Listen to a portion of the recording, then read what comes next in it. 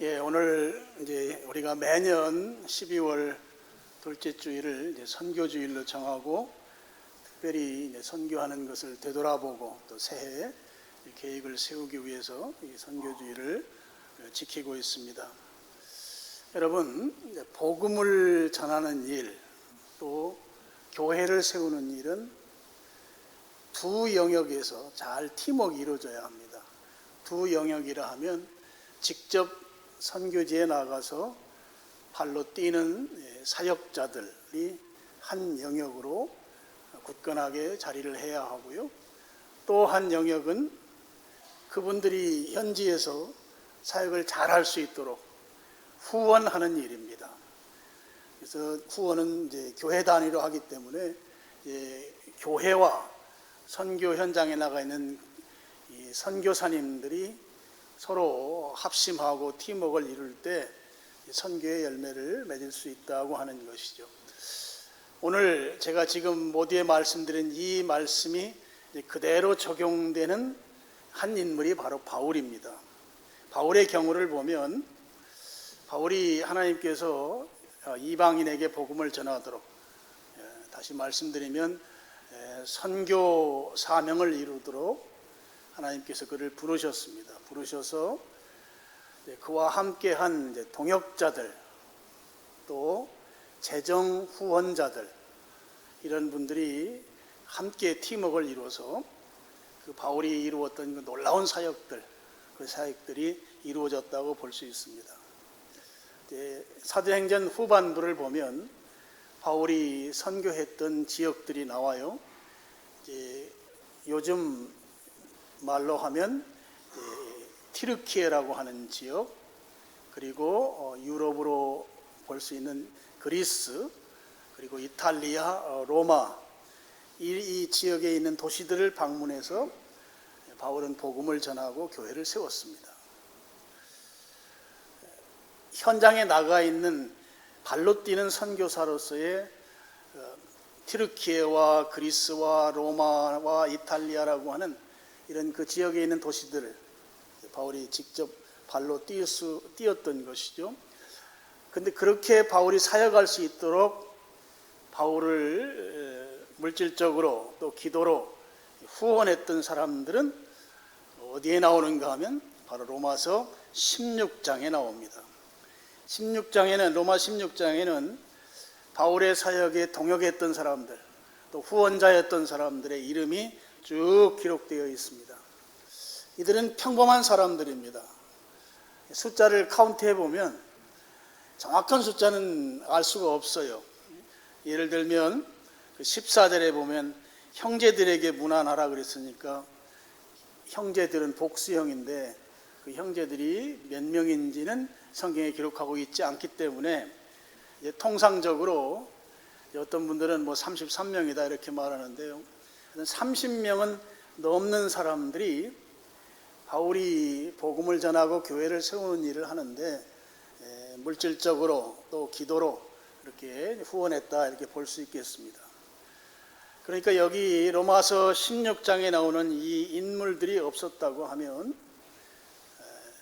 바울이 그렇게 위대한 사역, 소아시아와 유럽 지역에서 복음을 전하고 교회를 세우는 일, 그 일을 잘 할 수 없었을 것이다 이렇게 우리가 볼 수 있겠습니다.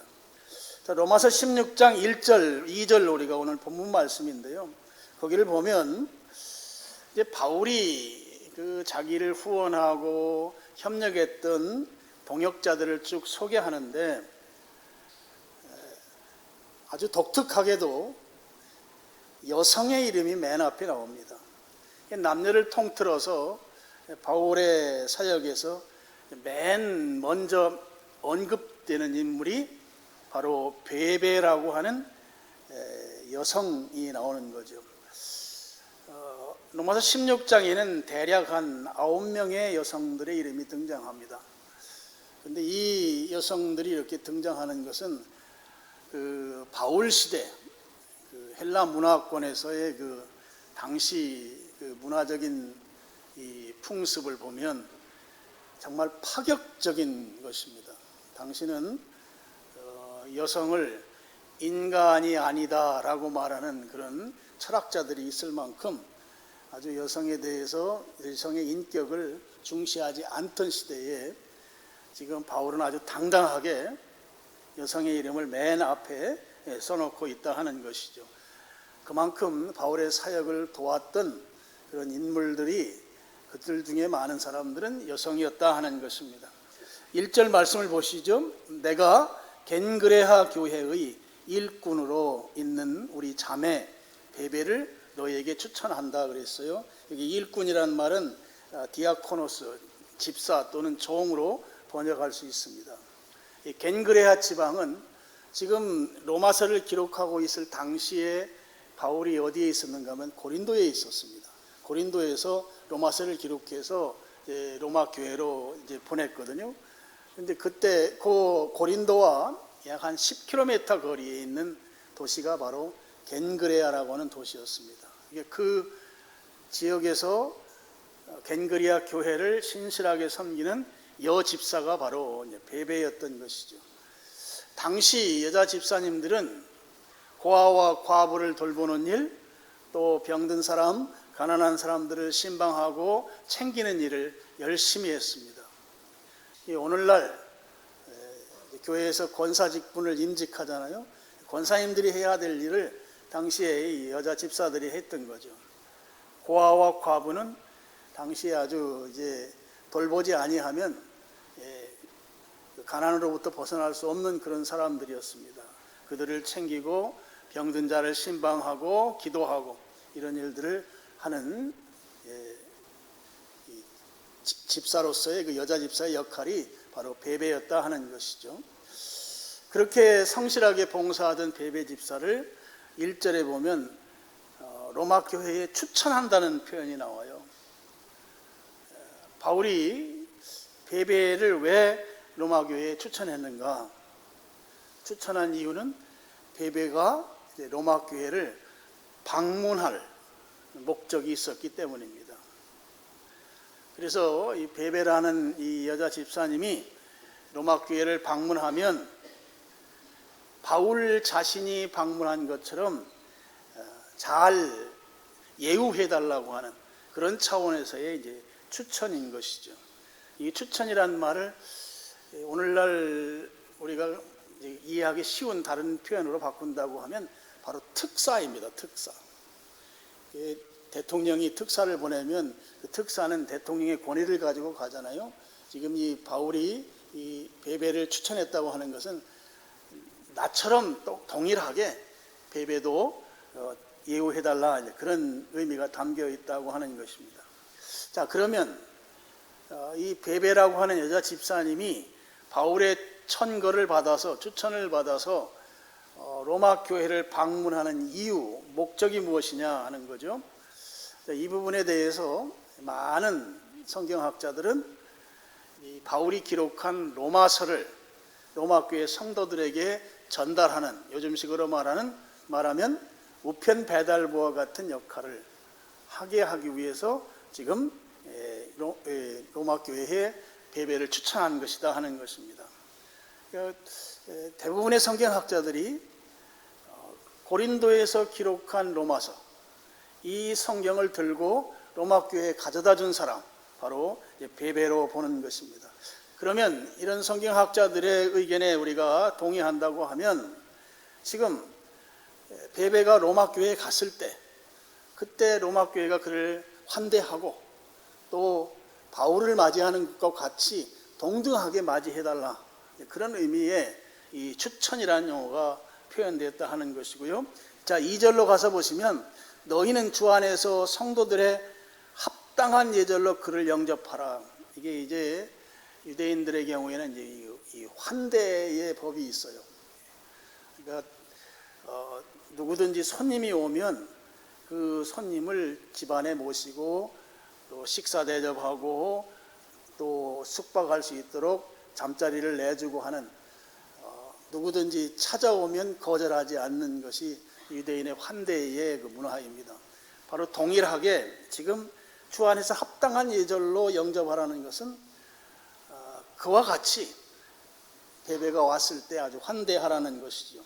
그리고 그것으로만 끝나는 게 아니라 그에게 소용되는 바를 도와줄지니 그랬어요. 자, 베베가 로마 교회를 방문했습니다. 로마는 뭐 당일치기를 할 수 있는 거리가 아니죠. 가서 잠을 자야 합니다. 또 음식을 먹어야 합니다. 숙박의 문제, 식사하는 문제, 기타 필요한 것들을 로마 교회가 적극적으로 도와주라는 그런 권면인 것이죠. 지금 내가 베베를 로마서를 가지고 기록한 로마서를 들고 가서 로마 교회에 가져다 줄 것인데 그 가져다 주는 베베에 대해서 먹는 문제, 자는 문제, 또 필요한 것들을 다 챙겨주라고 하는 그런 말을 지금 2절에서 지금 하고 있는 것입니다.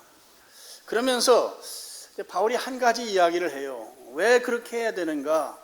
2절 말미에 보면 이는 그가 여러 사람과 나의 보호자가 되었음이라 그랬습니다. 바울의 보호자였다. 이 보호자라는 말은 영어로 하면 헬퍼입니다. 조력자입니다. 당시 헬라 문화에서 이 보호자 역할을 하는 사람들은 대부분이 부유한 사람들이었습니다. 그런 차원에서 짐작해 볼 때 베베는 상당한 재력가였을 것으로 보여집니다. 그래서 바울을 재정적으로 후원하고 또 그 역할이 지대했기 때문에 바울은 이 베베라고 하는 인물을 자기를 후원하고 동역했던 사람의 맨 앞에 기록한 것이 아닐까 그렇게 짐작해 보는 것이죠. 여러분, 이 재정적인 후원, 물질적으로 섬기는 거 여러분 부유하다고 해서 할 수 있는 게 아닙니다. 재물에 여유가 있다고 해서 할 수 있는 게 아니고요. 누가 하는가 하면 정말 주님을 사랑하고 교회를 사랑하고 또 복음 전하는 일을 사명으로 아는 사람이 이 일을 감당하는 것이죠. 물론 베베는 상당한 재력가였을 것으로 보이고 그는 기꺼이 주의 종들을 위해서 섬겼다고 하는 것을 2절에서 우리가 알 수 있겠습니다. 바울은 순회하면서 복음을 전한 순회 사역자였습니다. 그는 재정적으로 그 사역을 하기 위해서 필요한 재정이 그에게 있었습니다. 그것은 후원자들에 의해서, 특별히 로마서 16장에 나오는 많은 인물들의 그 섬김을 통해서 그 일들을 잘 감당했다고 하는 것이죠. 우리가 잘 아는 대로 바울은 소아시아와 또 유럽에서 복음을 전한 그야말로 하나님이 크게 쓴 주의 종입니다. 근데 그 일이 바울이 위대하기 때문이 아니고 또 바울 혼자로서의 그런 능력이 있기 때문이 아니고 바로 베베와 같이 믿음의 사람들의 그 섬김이 있었기 때문에 그 일이 가능하다고 하는 것을 우리가 로마서를 통해서 알 수 있겠습니다.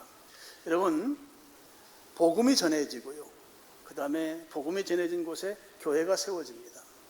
근데 이 일이 이 두 영역에서 합심해야 된다. 한 영역은 직접 현장에 가는 선교사, 또 한 영역은 그 선교사를 후원하는 교회. 이 두 영역이 서로 잘 연합해서 팀워크를 이룰 때 비로소 이 복음이 전해지고 교회가 세워진다 하는 것이죠. 이 선교 패턴은 오늘날도 여전히 우리들에게 적용이 됩니다. 오늘날도 선교지에 나가서 선교하는 선교사님들이 있어야 합니다. 그리고 동시에 모국 교회에서 그 선교사를 후원하는 이 후원자로서의 역할이 있을 때 비로소 복음이 전해지고 교회가 세워질 수 있다 하는 것이죠. 우리 교회가 2024년 올해 선교사님들 또 작은 교회들 그리고 기관, 단체 이런 데 포함해서 또 우리 경조섬김위원회에서는 부모 없는 청소년들 그 공동생활하는 소망의 집까지 포함해서 20곳에 우리가 1년 동안 후원을 해왔습니다. 물론 이렇게 그들을 섬기고 후원할 수 있었던 것은 우리 성도님들이 아끼고 모아서 그야말로 주님을 사랑하는 마음으로 또 복음 전해지는 것을 사명으로 하는 여러분들의 헌신, 헌금이 있었기 때문에 가능한 일이었던 것이죠. 그렇게 여러분들이 참여해 주셔서 얼마나 이 일들을 우리가 잘 할 수 있었고, 또 우리 아까 영상에 본 대로 우리 선교사님들이 우리와 계속 유대관계 속에서 사역할 수 있는 것을 우리가 알 수 있고, 그런 차원에서 여러분의 그 선교 헌금이 너무나 감사하다는 말씀을 한번 우리가 다시 한번 이 선교 사역을 통해서 이렇게 여러분에게 감사하다는 말씀을 드립니다. 우리 교회는 유일하게 한 가지 약정하는 헌금이 있는데요, 그게 바로 선교 헌금입니다. 1년 단위로 약정을 합니다. 그렇게 하는 이유가 있습니다.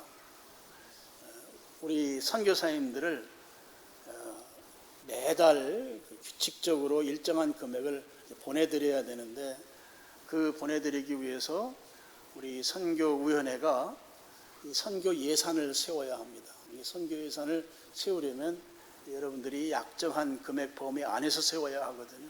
그렇게 선교 예산을 세워서 선교사님들에게 보내기 위한 그런 이유 때문에 이제 그 약정을 하고요. 또 한 가지 더 이유를 덧붙인다고 하면, 선교사님들도 어떤 교회는 뭐 석 달에 한 번, 5달에 한 번 이렇게 띄엄띄엄 보내는 것이 아니라 이제 매달 규칙적으로 정한 금액을 보낼 때 선교사님들도 안정적으로 사역을 할 수 있기 때문에 이 선교 헌금만큼은 우리가 1년 단위로 약정을 하고 있다 하는 것을 여러분이 다 이해하고 있습니다. 2024년도 여러분이 잘 해주셔서 그 선교위원회가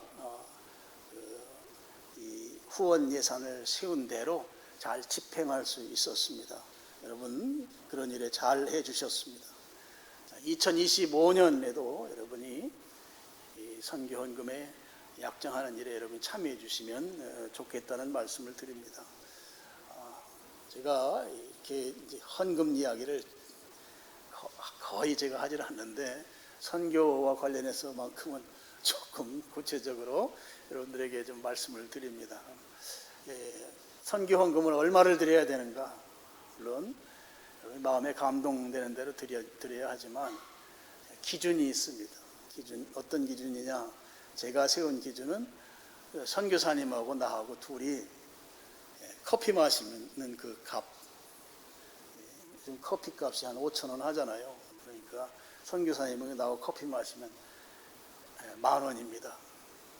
그래서 여러분이 그 선교사님이 나를 만나자고 해서 커피숍에 가서 커피 한 잔 마신 그 가격, 두 사람 분, 그래서 기준은 커피 값입니다. 커피 값을 하는데 거기에 플러스해서 이제 여러분들 가운데는 가족 수를 이제 더해서 이렇게 하시는 분들이 계십니다. 그래서 우리 가족이 4명이면 4만 원을 하기도 하고, 그래서 여러분 기준은 10,000원입니다. 10,000원. 한 달에 10,000원을 선교헌금에 참여해 주시면, 무슨 금액이 많은 것도 좋지만 다 참여하는 것이 굉장히 중요합니다. 그래서 제가 지금 드린 말씀을 기준 삼아서 여러분이 참여해 주시면 2025년도에도 우리 선교사님들을 잘 섬길 수 있겠습니다.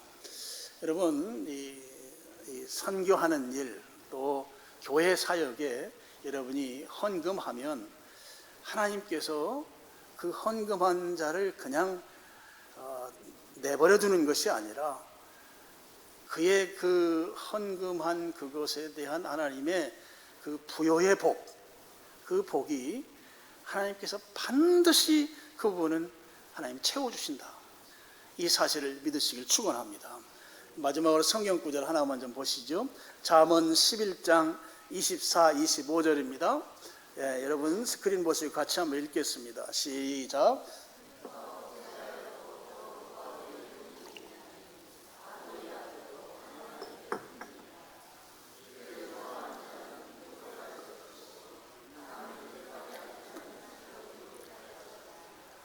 구제한다는 것은 예수 그리스도의 사랑을 나누는 것입니다. 그런 차원에서 선교와 맥락이 다 있습니다. 자, 구제는 섬기는 것이고 나누는 것이기 때문에 내가 가진 것을 줘야 합니다. 그러면 준 만큼 나는 내 통장에 그만큼 금액이 줄어 있어야 맞는 것이죠. 그런데 오늘 성경은 뭐라고 말하는가 하면 구제해도 더욱 부하게 되는 경우가 있다 하는 거예요. 그리고 구제를 좋아하면 풍족해지고 남을 윤택하게 한다는 말은 베푼다는 말이거든요. 남에게 베푸는 자는 나에게도 윤택함이 있다. 여러분, 이 재물에 대한 이 가치관이 바로 오늘 성경 말씀 잠언 11장 24, 25절에 이게 바로 이 하나님의 안목으로 재물을 보는 것입니다. 그래서 여러분, 이 재물과 재물 사용에 대해서는 오늘 이 잠언의 이 말씀이 굉장히 중요합니다. 선교하는데도 이 말씀이 굉장히 중요합니다. 선교하면, 구제하면 그 선교하고 구제한 만큼 내 통장에 마이너스가 되는 것이 아니라 오히려 플러스가 된다 하는 거예요. 여러분, 이 사실을 믿으시길 축복합니다.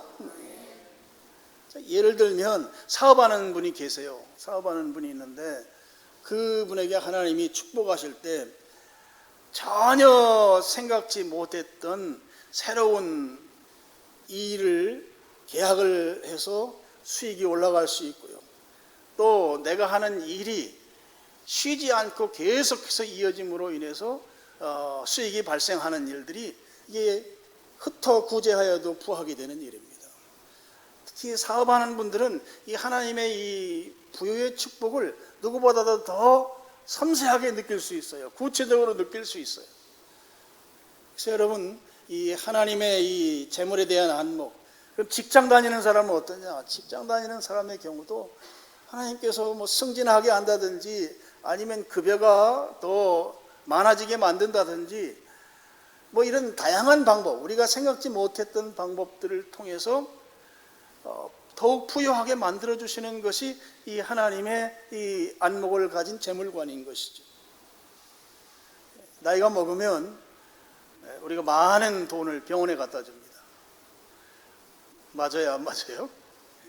그래서 여러분, 이 병원에다 돈 많이 갖다 주잖아요. 근데 병원에 안 가게 만들어 주시면 그만큼 세이브가 되는 것이죠. 병원에 안 가려면 어떻게 해야 돼요? 건강해야 됩니다. 하나님이 주시는 건강의 복이 오늘 흩어 구제하여도 더욱 부하게 되는 축복의 한 방편인 것입니다. 그러니까 여러분이 이 재물과 관련해서 선교하는 사역도 마찬가지고 또 이번에 우리 단기 선교 가시는 분들 다 자비량으로 가잖아요. 그렇게 가서 뭐 그 별거 아닌 것 같지만 선교사님들에게는 보통 격려가 되는 게 아니에요. 제가 지난번에도 선교기도 주간에도 말씀드렸지만 우리가 가가지고 그 선교사님이 한국말을 아주 우리와 같이 있는 동안 실컷 말할 수 있게 만들어주는 것, 한국말을 많이 할 수 있도록 그렇게 만들어주는 것만 해도 엄청나게 격려가 된다는 사실이에요. 우리가 가가지고 된장찌개를 끓여서 같이 먹으면서 거기에서 오는 그 위로 격려가 있다는 것이죠. 여러분, 이 단기 선교가 그냥 우리가 가서 뭐 어떤 목적을 이루는 그런 것도 있지만 선교사님들에게 큰 격려가 되는 거예요. 큰 격려. 그런 이야기를 왕왕 합니다. 여러분, 선교사님들은 한국말 쓸 일이 없어요. 한국에 전화할 때 빼고는. 다 그 현지어를 사용하잖아요. 근데 가가지고 모국어를 사용하고 그 모국의 그 감정이 서로 교환이 되고 엄청난 격려가 된다는 사실이죠. 여러분, 이런 일을 우리가 자비량으로 감당하고 있고 선교 헌금을 하고 있습니다. 그러면 그렇게 주님을 위해서 주님의 사랑을 나누는 것에 여러분의 지갑을 열게 되면 더욱 부하게 되는 일이 생길 줄로 믿습니다. 여러분, 그런 간증이 오늘 우리에게 있어야 될 줄로 믿습니다. 그래서 여러분, 2025년도에도 우리 선교사님들 후원하는 일에 여러분이 기꺼이 참여해 주시고 그 일을 잘 이룰 수 있도록, 또 우리 교회가 이 선교사님들 섬기는데 선교사님들 중에는 미사강변 교회로부터 후원받고 싶다는 선교사가 굉장히 많아요. 우리 교회가 그런 거 잘하는가 봐요.